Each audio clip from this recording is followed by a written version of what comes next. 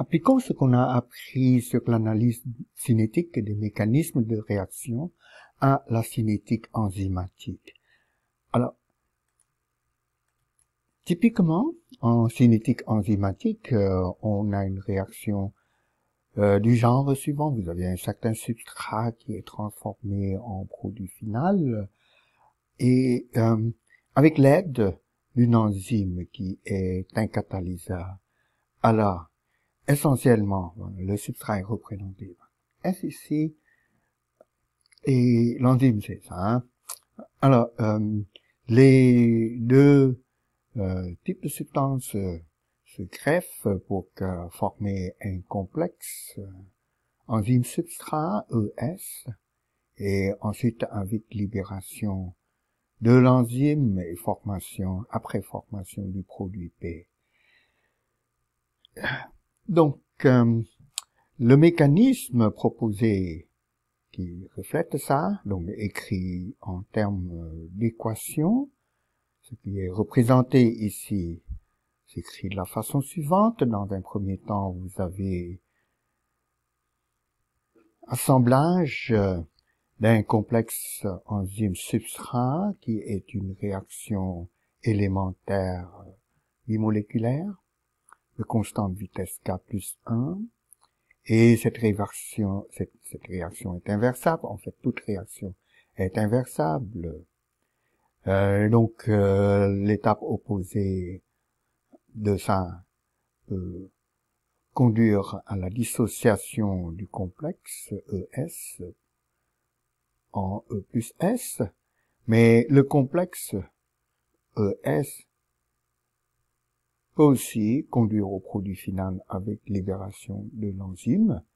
Et ça, c'est une réaction d'ordre 1 avec constante vitesse K2.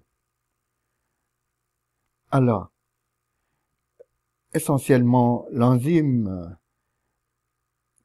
facilite la réaction, la conversion du substrat en produit en causant via certaines interactions un abaissement de la barrière d'activation normale qui est à cette hauteur-là pour donner une nouvelle barrière bien plus abaissée. Et comme vous le savez bien, la loi d'Arrhenius disait que ça, la constante de vitesse de réaction, donc la vitesse de réaction, dépend exponentiellement de cette énergie d'activation via un facteur de type exponentiel moins l'énergie d'activation comparée avec l'énergie thermique RT. Donc plus l'énergie d'activation est élevée, plus la réaction va être lente parce que la constante de vitesse va être faible, plus l'énergie d'activation est basse, la barrière d'activation est basse, plus la réaction va être facilitée, va être plus rapide parce que la constante de vitesse va être plus grande. Alors, c'est donc ça, hein, l'action d'un catalyseur et un enzyme, c'est un catalyseur de ce genre-là. Alors, avant de vous montrer l'analyse cinétique de ce mécanisme en appliquant les principes d'analyse qu'on a appris, laissez-moi vous décrire tout d'abord les observations typiques sur la cinétique enzymatique. Essentiellement, on observe ceci, qu'à faible concentration du substrat, cette réaction-là se comporte comme une réaction du premier ordre par rapport au substrat S, mais à très forte concentration de S, il y a saturation de la réaction pour devenir une réaction d'ordre 0 par rapport au substrat. Troisième observation, on trouve que la vitesse de cette réaction est toujours proportionnelle à la concentration initiale d'enzyme. Cette concentration initiale, c'est une quantité qui est contrôlable, c'est ça, qui est mesurable. Voilà. Bon, alors, comment est-ce que ça s'analyse, ce mécanisme dit Michaelis-Menten? C'est un mécanisme relativement simple là, n'est-ce pas? Vous avez seulement 3 étapes, hein? Et les 2 premières étapes sont l'une opposée à l'autre. Et la dernière étape, c'est l'étape la plus importante, la conversion du complexe ES pour donner le produit final P. Voilà. Alors, au niveau du bilan, vous pouvez vérifier rapidement que ça donne le bon bilan. Là, E ici se simplifie par ce E, là, ES ici se simplifie avec ce ES là, de sorte que finalement, si vous sommez ces 2 lignes-là, vous obtenez S donne P. Voilà. Donc, le bilan est bien vérifié. Alors, la vitesse de cette réaction-là, n'est-ce pas qu'elle est définie comme la dérivée de la concentration du produit P par rapport au temps. Ça, c'est la définition de la vitesse de réaction. Et là, c'est ce que le mécanisme proposé ici prédit à propos de cette dérivée-là, ou bien de cette vitesse de transformation de l'espèce P qui est impliquée seulement dans cette dernière réaction-là. Elle est formée dans cette dernière réaction à partir du complexe ES avec vitesse de formation égale à K2 fois concentration de ES, parce que c'est une réaction élémentaire, donc unimoléculaire. Alors donc on trouve ici la concentration du complexe ES, qui est une quantité difficile à suivre. En plus de ça, on estime que raisonnablement, à cause du fait que cette espèce-là, ce complexe est affecté par 2 réactions à la fois qui tentent à la détruire. Enfin, cette réaction opposée de constante de vitesse K-1 et cette réaction là, de constante de vitesse K2 pour donner la formation du produit, on s'attendrait à ce que le complexe soit toujours dans une concentration très faible et donc en d'autres termes on peut appliquer l'hypothèse d'état stationnaire pour cette espèce-là, c'est-à-dire qu'on peut supposer que la concentration de ES, du complexe ES, ça, est pratiquement nulle. Alors, la dérivée de la concentration de cette forme associée ES, complexe ES, comporte, n'est-ce pas, 3 termes parce que ce complexe est impliqué dans 3 réactions. Dans la première réaction comme produit, dans la deuxième réaction qui est l'étape opposée là, comme réactif, et dans la dernière réaction aussi comme réactif. Donc vous aurez 2 termes négatifs qui sont les vitesses de consommation de ce complexe dans ces 2 étapes-là, dans cette étape-là de constante de vitesse K-1 et dans l'étape suivante de constante de vitesse K2, les 2 étapes étant du premier ordre. Et ES est formé avec une vitesse de formation qui est égale à K plus 1 fois concentration de l'enzyme libre fois concentration du substrat S. Hein, parce que cette réaction est élémentaire, donc bimoléculaire, d'ordre partiel 1 par rapport à chacun des réactifs E et S. Alors, cette hypothèse d'état stationnaire, cette condition de stationnarité de la concentration du complexe ES, implique par un réarrangement rapide, facile, que la concentration de ce complexe-là, donc la forme associée de l'enzyme, est reliée à la concentration de l'enzyme libre et celle du substrat S par cette relation-là. Voilà. Alors, on peut encore écrire ça, et c'est ça que l'on doit faire, parce que même la concentration d'enzymes libres, on ne la connaît pas, mais on connaît plus la concentration initiale de l'enzyme, c'est-à-dire la concentration totale d'enzyme, la somme de la forme libre et la forme associée de l'enzyme. La quantité totale d'enzymes, on connaît. Et cette relation remplace celle-ci en exprimant la concentration de l'enzyme sous forme associée du complexe ES en termes de la concentration initiale d'enzyme, ou bien la concentration totale plutôt d'enzyme. Alors, laissez-moi vous expliquer comment est-ce qu'on obtient cette relation. Eh bien, ça c'est donné dans ce cadre-là. La somme des concentrations des deux formes d'enzymes, forme libre et forme associée, E plus ES, la concentration, je veux dire, est égale évidemment à la concentration totale d'enzyme E0. Or, la concentration de la forme associée du complexe dans un premier temps a été obtenue déjà là, grâce à l'hypothèse d'état stationnaire de tantôt.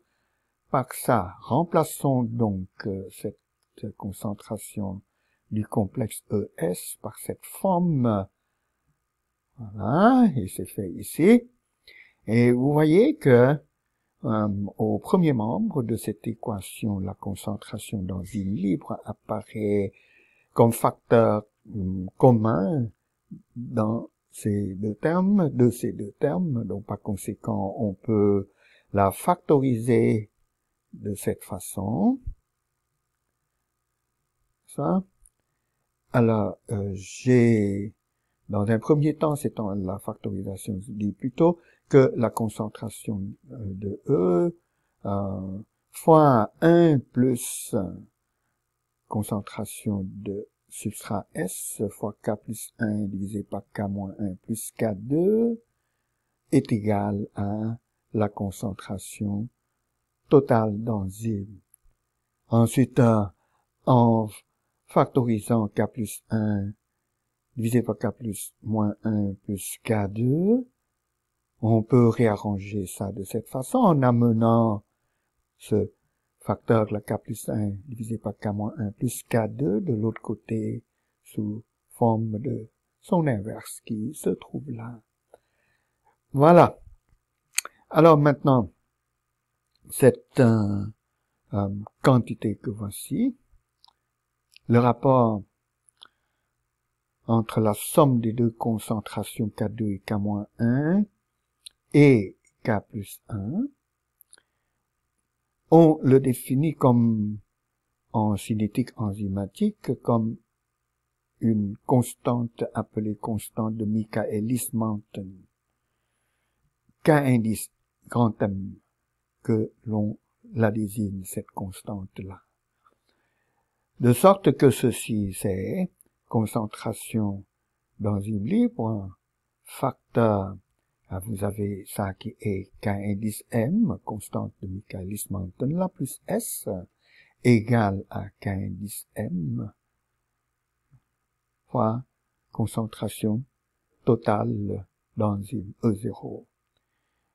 Et en divisant cette équation-là par ceci, on obtient finalement que la concentration d'enzyme sous forme libre est égale à constante K indice M de Michaelis-Menten ici fois concentration d'enzyme totale E0 divisé par la somme de la constante K indice M et de la concentration instantanée du substrat. On peut revenir en arrière ici, substituer pour la concentration de l'enzyme libre ici, cette expression-là, en termes de la concentration totale d'enzyme, la concentration initiale d'enzyme, pour obtenir ça. N'est-ce pas? Parce que, notez bien ça là, devant le produit ES ici, la constante que vous avez là, c'est K plus 1 divisé par K moins 1 plus K2, qui n'est rien d'autre que l'inverse de la constante de Michaelis-Menten. Donc ça, c'est inverse de K indice grand M fois concentration de E fois concentration de S. Et quand on remplace la concentration de E ici par cette forme-là, hein, qui est égale à K indice grand M fois concentration initiale de E divisé par ça. Alors le facteur K indice grand M qui se trouve au numérateur ici se simplifie avec un sur K indice M qui est ça là. N'est-ce pas? De sorte que finalement on obtient, hein, à partir de ça, concentration de S divisé par la somme de la concentration de S et de la constante de Michaelis-Menten, voilà, c'est ça, fois concentration de E0 qui était là, voilà, on obtient ça. Alors, avec ça, on peut maintenant réécrire la vitesse de formation du produit P, c'est-à-dire la vitesse de réaction V, sous cette forme finale-là, qui montre clairement que cette vitesse est toujours proportionnelle à la concentration totale ou bien concentration initiale d'enzyme. Et ça dépend de la concentration du substrat à travers cette parenthèse-là. Le tout fois constante de vitesse K2 de cette étape-là. Alors, j'ai résumé tout ça ici.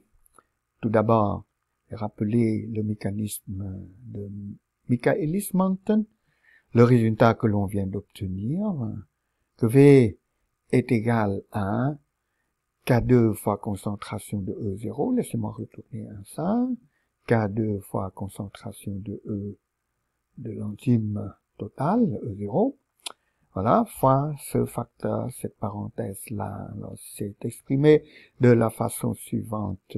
K2 fois concentration de l'enzyme, concentration totale d'enzyme, E0 ici, est définie, est appelée vitesse maximale, donc Vmax. Donc, c'est ça qui apparaît ici. Et la parenthèse de tantôt continue à être là, avec la concentration de S au numérateur et au dénominateur. N réapparaît, mais augmenté de la constante de Michaelis-Menten. Alors, donc ça, c'est la prédiction, la loi de vitesse prédite par le mécanisme de Michaelis-Menten, exprimé en termes de la concentration initiale, c'est-à-dire totale d'enzyme, et de la concentration instantanée de S. Alors, tel quel, n'est-ce pas, si vous vous demandez, ce serait quoi l'ordre partiel par rapport à S, eh bien, ma réponse est que, malheureusement, tel quel, on ne peut pas définir un ordre par rapport à S à cause du fait que cette loi de vitesse n'est pas de forme monomiale simple, hein, et ce, à cause de ce dénominateur-là. Cependant, si on considère un grand S très faible vis-à-vis de Km, Donc pour des concentrations de A faibles, n'est-ce pas? Eh bien, cette concentration va être négligeable vis-à-vis de la constante de Michaelis-Menten, et la vitesse de réaction se réduirait dans cette limite-là, K faible, à une loi de vitesse d'ordre 1 par rapport à S, par rapport au substrat. Et c'est bien une des observations expérimentales là, que l'ordre partiel par rapport à S peut être défini à faible concentration, et c'est 1. Donc, la réaction se comporte comme une réaction d'ordre 1 à faible concentration du substrat. Par contre, à forte concentration de S, c'est-à-dire S tendant vers l'infini, on n'a pas besoin d'invoquer ça vraiment, mais tant que grand S est bien plus grand que Km, ça, on peut négliger la constante de Michaelis-Menten, on peut laisser tomber cette constante-là vis-à-vis de la concentration de S, parce qu'elle serait dominée par la concentration de S ici, et ce qui reste au dénominateur, donc dans ce cas-là, c'est juste la concentration de S, donc qui se simplifie avec la concentration de S au numérateur, et vous vous retrouvez avec une loi de vitesse d'ordre 0 par rapport à S, la limite des concentrations très élevées de S, donc à forte concentration de S, et c'est effectivement une des observations générales en cinétique enzymatique aussi. Finalement, avec cette expression réarrangée comme je vous l'ai expliqué à la diapositive précédente, il est clair que la vitesse de la réaction enzymatique est toujours proportionnelle à la concentration totale d'enzyme, E0, concentration initiale d'enzyme. Voilà.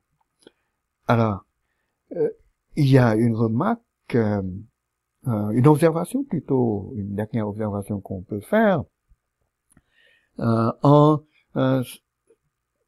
utilisant ce graphique qui donne le rapport de la vitesse de réaction avec la vitesse maximale qui est définie par ça là. La dernière chose à remarquer est que quand grand S est égal à la constante de Michaelis-Menten, donc par conséquent vous pouvez deviner que la constante de Michaelis-Menten viendrait avec une unité de concentration, ça a les dimensions d'une concentration. C'est une concentration, ça. Donc quand grand S, la valeur de la concentration du substrat, est exactement égale à la valeur de la constante de Michaelis-Menten, ici, hein? Alors, ça c'est la concentration de grand S mesurée relativement à la valeur de Km. Ici, le rapport est de 2, là, le rapport est de 1, ça signifie que la concentration de S est égale à la constante de Michaelis-Menten en ce point-là. Et alors, évidemment, par ceci, vous pouvez voir que la vitesse aurait à ce moment-là une valeur qui est exactement 1,5 fois la vitesse maximale. C'est 1,5, 0,4, 0,5 ici. 0,5 comme rapport entre la vitesse de réaction et la vitesse maximale pour cette valeur-là de la concentration du réactif S, du substrat. Et on dit donc que la constante de Michaelis-Menten, c'est la valeur de S qui donne une vitesse exactement égale à la moitié de la vitesse maximale. C'est une façon d'exprimer les choses, une façon de définir la constante de Michaelis-Menten. Cette diapositive, là j'ai rappelé ici en haut la solution de tantôt, et en bas ici c'est cette représentation graphique que vous avez vue à la diapositive précédente. Avant de passer à ça, laissez-moi vous introduire à quelques définitions. Définir ceci, le rapport entre la vitesse maximale qui est K2 fois concentration totale d'enzyme divisé par la concentration totale d'enzyme, donc c'est le rapport entre Vmax et la concentration totale d'enzyme. C'est évidemment une constante de vitesse, c'est égal à K2 là. Ça. Mais ce K2 là, on l'appelle aussi constante catalytique. Ou encore je crois qu'en biochimie on appelle ça en anglais turnover frequency. Je crois qu'en français ça doit être le nombre de conversions ou bien fréquence de conversion, ça. Voilà. Et le rapport entre cette constante catalytique, ce turnover frequency, ce nombre de conversions K catalytique, ici en d'autres termes K2, et la constante de Michaelis-Menten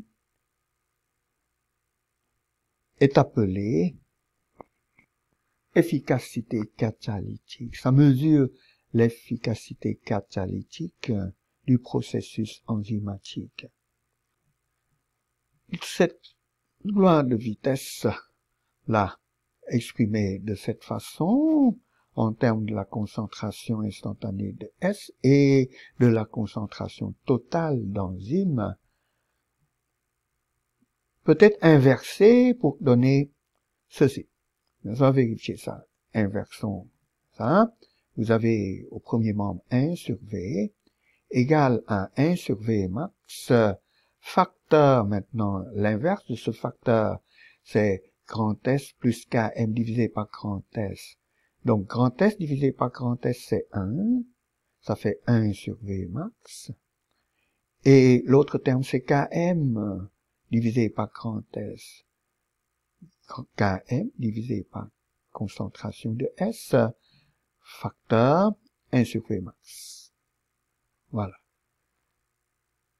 Alors, vu de cette façon, lu de cette façon, sous cette forme inverse, cette relation est intéressante parce qu'elle nous dit que si l'on porte l'inverse de la vitesse de réaction enzymatique en fonction de l'inverse de la concentration du substrat, on doit obtenir une droite, n'est-ce pas, parce que ça c'est l'équation d'une droite. Vous avez f de x égale à x qui est 1 sur la concentration instantanée de S fois une constante petit a plus b, ax plus b.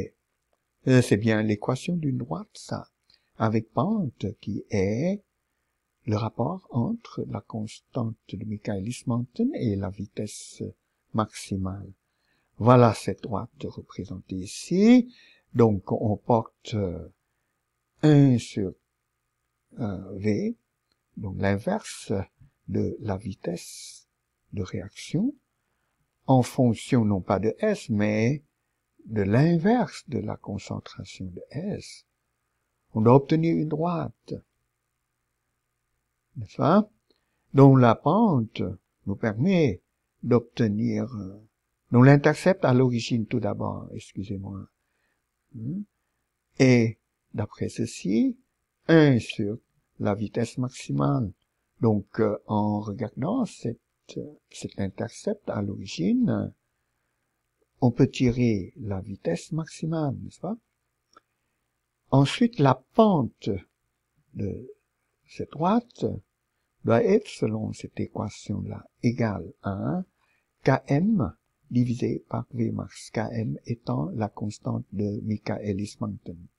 Une fois que vous avez obtenu 1 sur Vmax ou bien Vmax, la connaissance de la pente nous permettra de déterminer, de connaître la constante de Michaelis-Menten.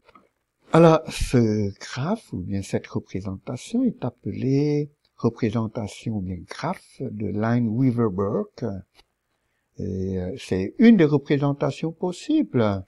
Il y a d'autres représentations, mais ici on va se concentrer juste sur cette représentation de Lineweaver-Burke et voir quelques applications de ça dans les diapositives suivantes.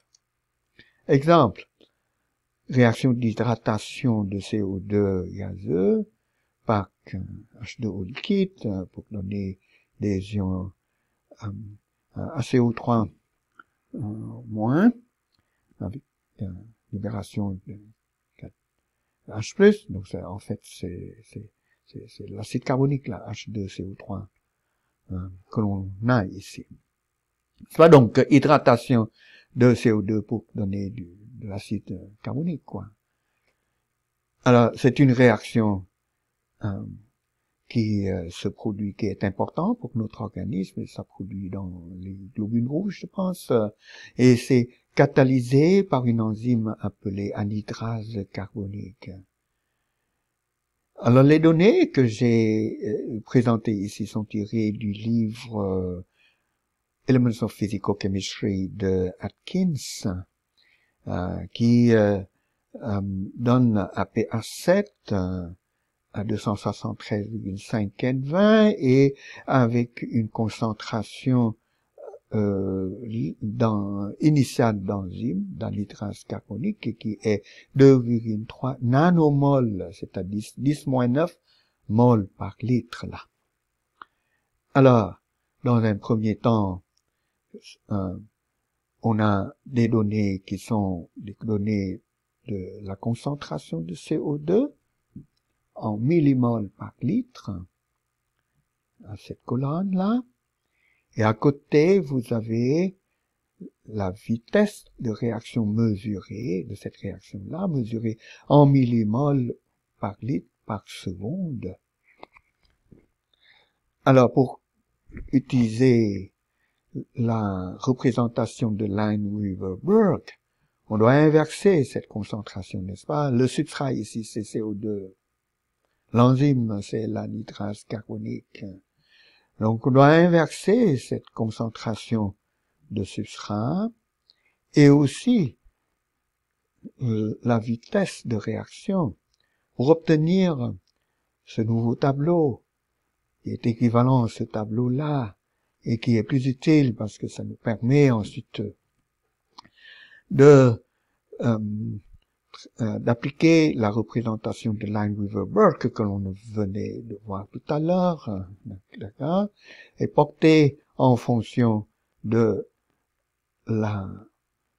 l'inverse de la concentration du substrat CO2 ici, l'inverse de la vitesse de réaction en ordonnée là, et on obtient effectivement une droite dont la pente est de 40 secondes, l'intercept à l'origine est de 4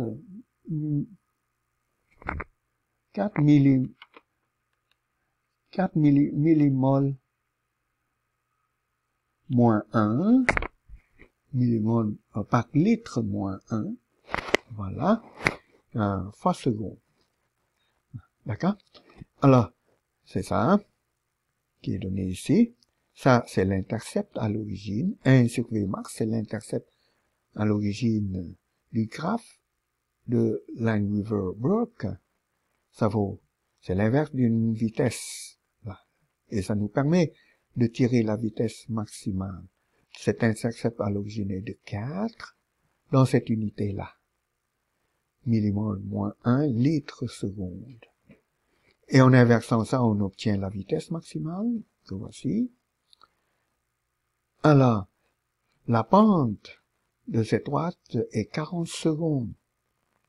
La pente est de 40 secondes. La pente est égale à la constante de Michaelis-Menten divisée par la vitesse maximale. On connaît la valeur de la vitesse maximale. À partir de là, on peut obtenir la constante de Michaelis-Menten, n'est-ce pas? C'est égal à 40 secondes fois cette vitesse maximale, et j'ai obtenu cette valeur-là de la constante de Michaelis-Menten. En passant, on peut aussi calculer la constante catalytique, c'est-à-dire déterminer K2, c'est égal à la vitesse maximale divisée par la concentration totale d'enzyme qui est donnée ici en nanomol par litre, et j'ai obtenu ça.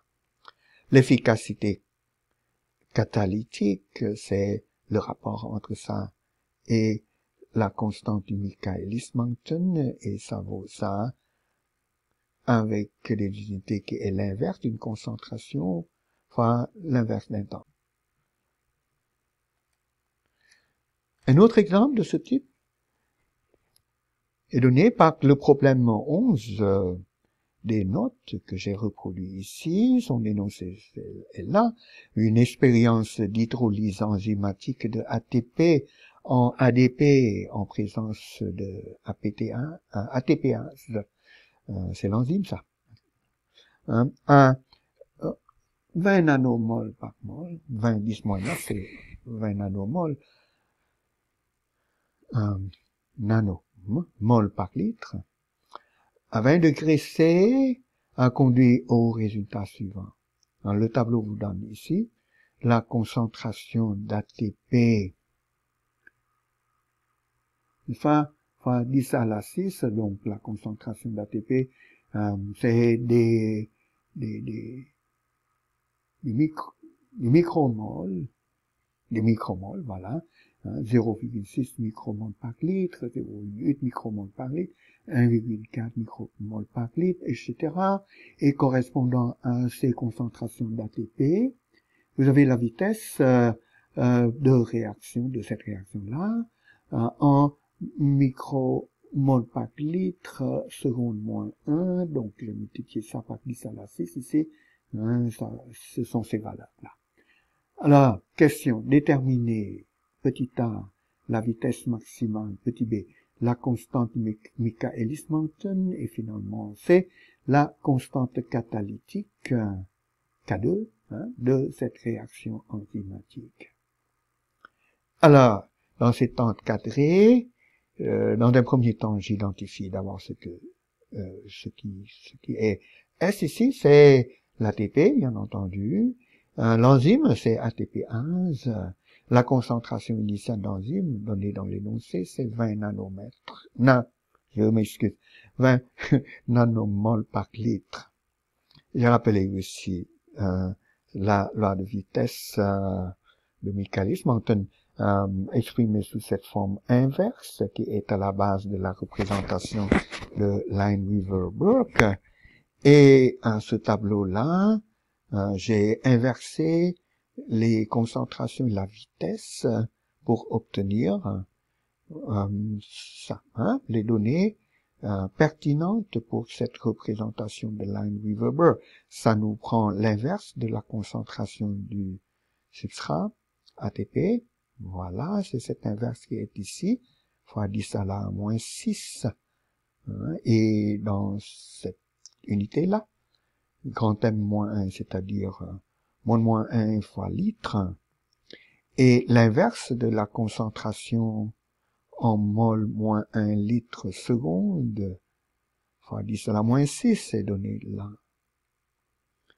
Et avec ça, on peut porter graphiquement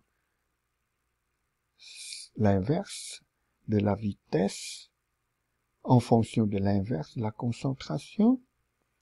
Pour obtenir une droite, je l'ai fait, je crois qu'avec Excel, mais je n'ai pas ce graphique ici, donc j'ai repris le graphique de tout à l'heure, simplement.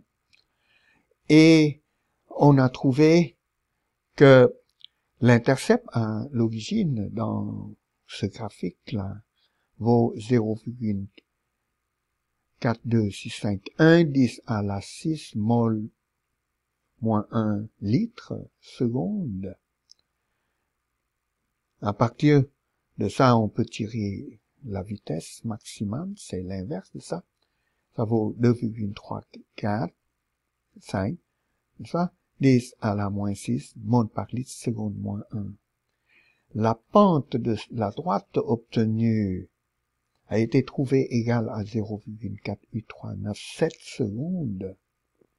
En multipliant cette pente-là, cette quantité-là, par la valeur de la vitesse maximale, puisque la pente est égale à Km sur V max. J'obtiens cette valeur-là de la constante de Michaelis-Menten en monde par litre, 1,13472, 10 à la moins 6 monde par litre. C'est à cette valeur-là que, donc, si on prend une concentration d'ATP égale à cette grandeur-là, eh bien, la réaction va procéder avec une vitesse qui est la moitié de cette vitesse maximale-là. La constante catalytique est définie par Vmax divisé par la concentration totale d'enzyme. La concentration totale d'enzyme est de 20 nanomoles ici. Vmax est donné par ça. À partir de ça, j'ai pu calculer Vmax, qui est ça, divisé par 20 10 moins 9 moles par litre. Cette grandeur-là, pour la constante de vitesse catalytique, qui est la même chose que K2, c'est une constante de vitesse d'une réaction d'ordre 1, donc c'est en seconde moins 1. À la dernière diapositive, je vous propose de reprendre le mécanisme de Michaelis-Menten et de remplacer l'hypothèse d'état stationnaire pour ES, pour le complexe ES qu'on avait utilisé tout à l'heure, par l'hypothèse de prééquilibre. Et ça, c'est précisément ce que vous demande de faire le problème 8 des notes de cours là, qui vous demande donc de décrire comment l'on devrait modifier l'équation de Michaelis-Menten et l'analyse qui en découle si on remplace l'hypothèse d'état stationnaire pour le complexe enzyme substrat ES par l'hypothèse de prééquilibre pour sa formation et dissociation, qui est cet équilibre-là. Alors, en haut, ici, à côté du mécanisme que j'ai rappelé là, j'ai rappelé l'hypothèse, les équations pertinentes à l'hypothèse d'état stationnaire appliquées à ce complexe ES. Vous vous rappelez que tout à l'heure j'ai décrit ça et on avait obtenu donc la concentration du complexe ES serait donnée par le produit de la concentration de l'enzyme libre fois celle du substrat, le tout fois l'inverse de la constante de Michaelis-Menten, K plus 1 divisé par K moins 1 plus K2, défini comme tout à l'heure. Alors, maintenant, on veut remplacer tout ça par l'hypothèse de prééquilibre. Alors, avec l'hypothèse de prééquilibre, c'est très simple. On suppose que cet équilibre s'établit très rapidement, de sorte que les concentrations des différentes espèces impliquées dans cet équilibre-là, ES, E libre et S, sont toujours dans le rapport dicté par la constante d'équilibre de cet équilibre-là. En d'autres termes, la concentration de ES serait égale à la constante d'équilibre, qui n'est rien d'autre que K plus 1 divisé par K moins 1, n'est-ce pas, fois concentration de E fois concentration de S. Alors, si on répète toute la démarche de tout à l'heure, là, pour que débarrasser, non, mais pour pouvoir exprimer tout ce qui touche aux différentes formes d'enzymes en termes de la concentration initiale, la concentration totale, eh bien, on devait faire ceci, n'est-ce pas? Alors, ça c'est la concentration d'enzymes libres, plus la concentration d'enzymes sous forme associée, le complexe, c'est ça. On note encore une fois que l'on peut factoriser la concentration d'enzymes libres. Voilà, c'est ici. Ça. Alors, en faisant comme tout à l'heure, là, ça, on obtient ceci.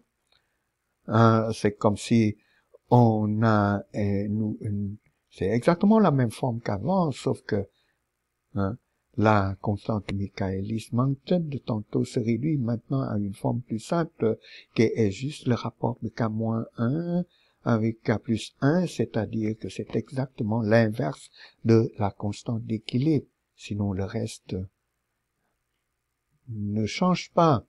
Donc, par conséquent, en remplaçant ceci dans ça, en reprenant tout le raisonnement de tout à l'heure, encore une fois, on obtient toujours la concentration du complexe ES, la forme associée de l'enzyme,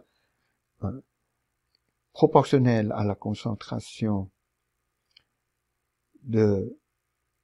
concentration totale de l'enzyme, fois concentration du substrat divisé par la somme de la concentration S et de la constante de Michaelis-Menten, aboutissant toujours à la même forme pour la vitesse de réaction.